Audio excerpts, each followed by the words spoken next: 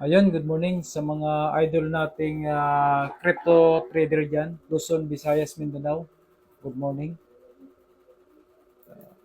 Update lang tayo kay BTC. Katulad ng sinabi ko nung May 2, target natin is 106. Inabot na ngayon kaya nag-unload tayo. Ito yung short term na target natin. Sabi ko yung long term natin 140 to 150. So inabot na yung short term na target natin.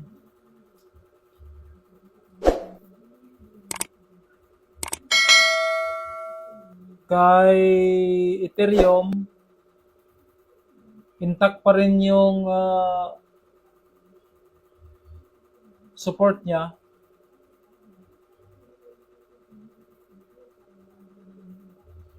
Dapat bumaba pa siya dito sa 2,100 or 2,000 para mas bilo yung akyat niya. Nasa first leg pa lang tayo. Katulad ng sinabi ko, 1. Gusto ko bumaba pa siya dito para may bilo siya umakyat dito banda. Area na ito. Diyan. May bilo siya dyan. So, ibalik dito. Uli. I-retest niya yung all-time high. So, target natin, hindi ko na kasi medyo mahina yung Ethereum ngayon.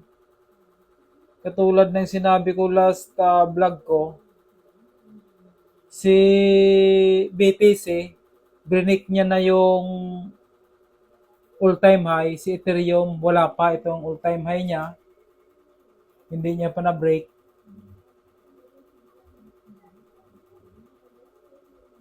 Itong 5,000 or 5,000 ba?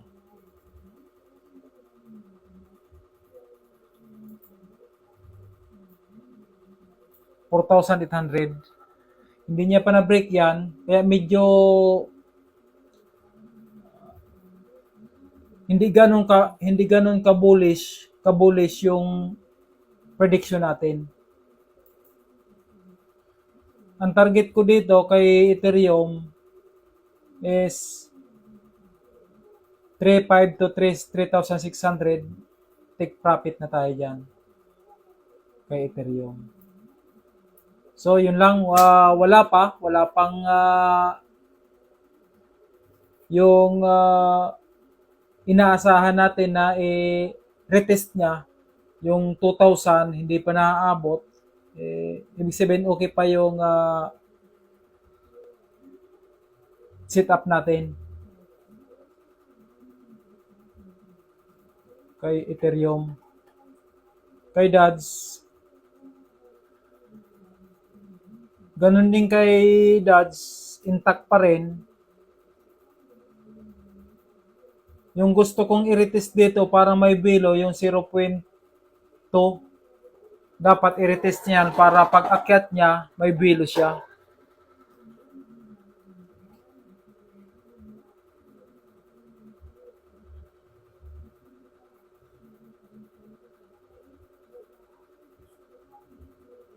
Ganon din kay Dodge.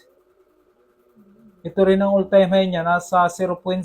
Hindi niya rin naabot pa nung nag-all-time high si BTC. So, hindi ganun ka-bullish yung prediction natin. Sa akin, hanggang sa 0.4 lang ako dito. 0.4 take profit na ako dito. Sana possible na ganito ang takbo niya. Ganyan. Abutin niya yung 0.2. Sabay i-touch niya ito.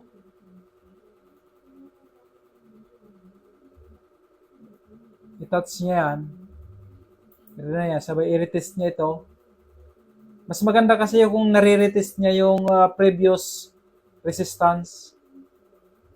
Sabay takbo dyan. 0.4. Okay na ako dyan. Pwede na tayo mag-take profit kasi pangit naman yung sobrang greedy tayo. Pag nakakita tayo ng mga sign na lumalabas na yung mga kasama nating nagtitrade or yung mga big whales or mga institution, lalabas na rin tayo doon.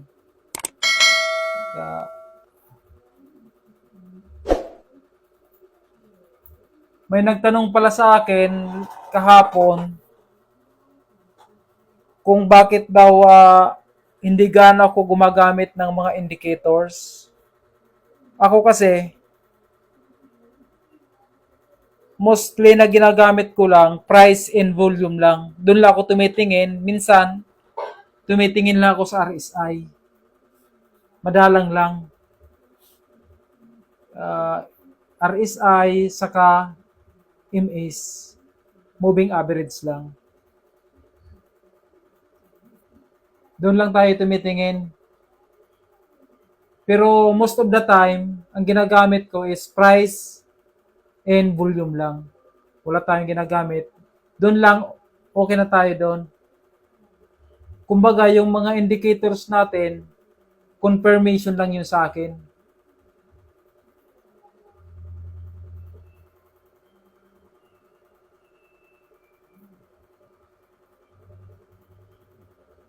Yung wave natin,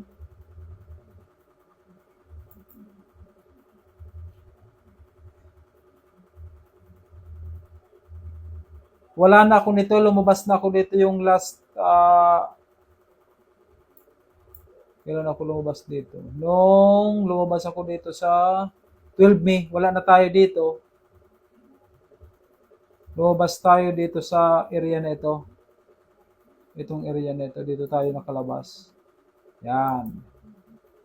Sa 1.2, hindi man natin nakuha yung pinakamataas talaga, wala naman talagang makakuha niyan na pagbenta mo sa taas, bababa. Walang ganon. Ang importante, nakalabas tayo na kumita tayo. Yun ang mahalaga. Kung nahalata nyo, yung tatlo ang binablog ko palagi, BTC, Ethereum, Doge, WEF.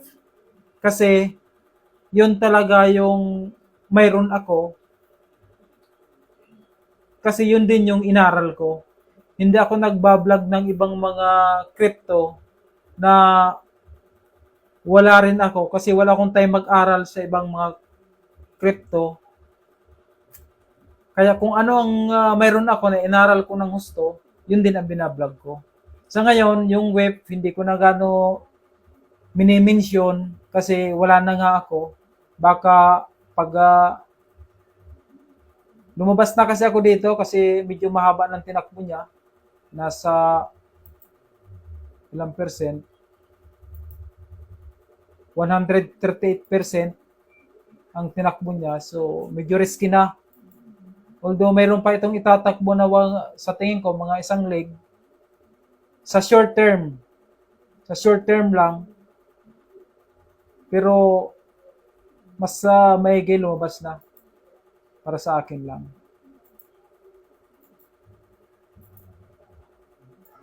Kasi iniisip ko na i-retest nito, mas mahaba-haba kung i-retest niya.